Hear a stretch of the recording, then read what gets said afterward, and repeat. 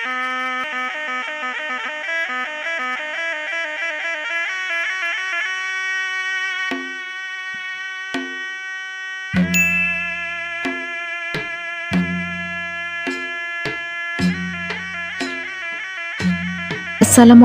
dan salam sejahtera.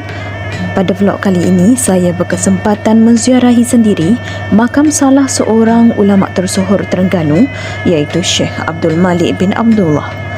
Beliau lebih dikenali sebagai Tukku Pulau Manis. Dilahirkan di Kampung Pau, Hulu Terengganu sekitar tahun 1600 Masihi dan wafat pada tahun 1736 Masihi. Perjalanan dari kampung saya ke Kampung Pulau Manis memakan masa selama 25 minit sahaja. Sepanjang perjalanan ke Kampung Tukku Pulau Manis amatlah tenang dan mendamaikan.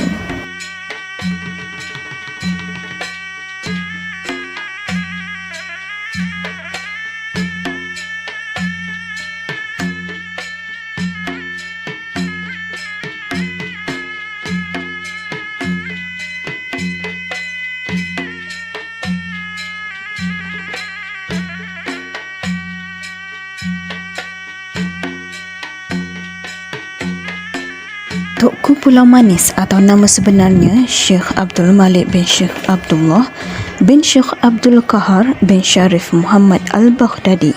Tahun kelahiran beliau dianggarkan sekitar 1650 hingga 1678 Masihi dan wafat pada tahun 1736 Masihi.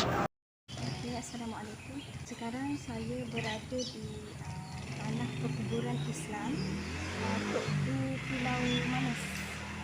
Tok Pulau Manis sangat terkenal di negeri pantai timur iaitu di Terengganu, Pahang dan Kelantan dengan kitab jawinya iaitu Syarah Hikam karya Ibnu Athaillah Asy-Syakandari. Menyingkap sejarah mengenai kisah Tukku Pulau Manis, beliau berketurunan Syarif Muhammad yang berasal dari Baghdad, menerima pendidikan agama dari kaum kerabatnya sendiri. Syekh Abdul Malik menyambung pengajian beliau di Mekah sekitar tahun 1680.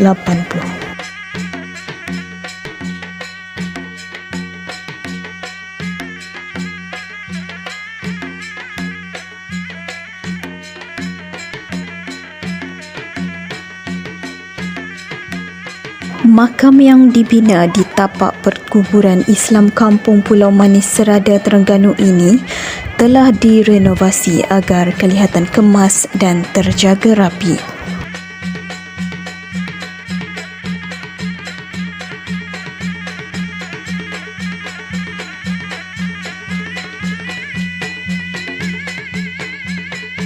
Menurut sumber, Syekh Abdul Malik berasal dari keturunan Syarif Muhammad. Beliau mempunyai pertalian darah dengan salah seorang wali songo Indonesia iaitu Syarif Hidayatullah. Beliau juga mempunyai nasab dari keluarga baginda Nabi Muhammad SAW.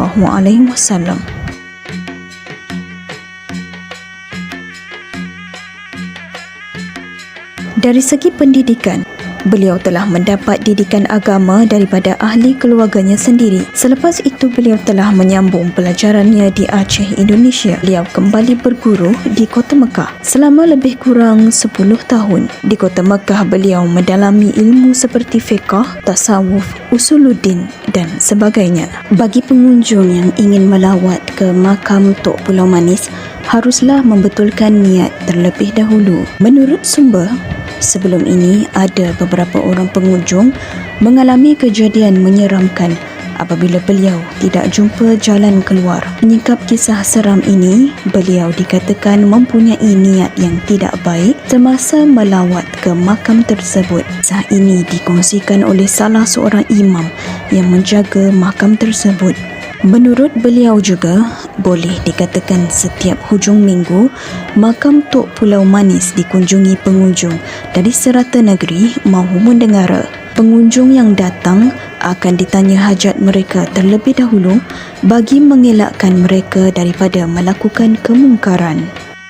Untuk makluman anda, kisah ini sengaja saya kongsikan agar generasi akan datang tahu mengenai kisah kemasyhuran beliau sebagai ulama Melayu dan karamah yang ada pada beliau suatu ketika dahulu. Jika kisah ini tidak diceritakan, maka ia akan lapuk di telan zaman.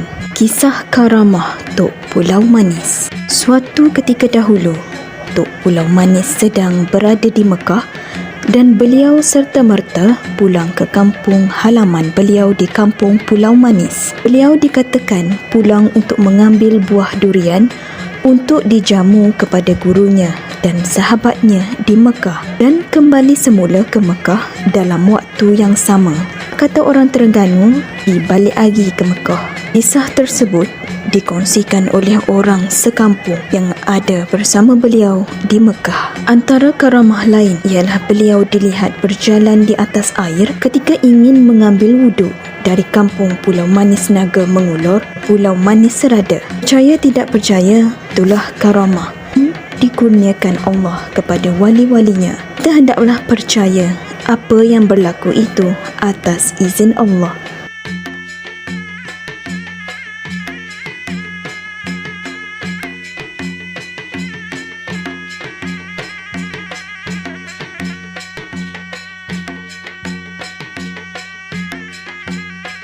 Itu dia sedikit sebanyak perkongsian mengenai sejarah Tok Pulau Manis yang dapat saya kongsikan kepada anda semua.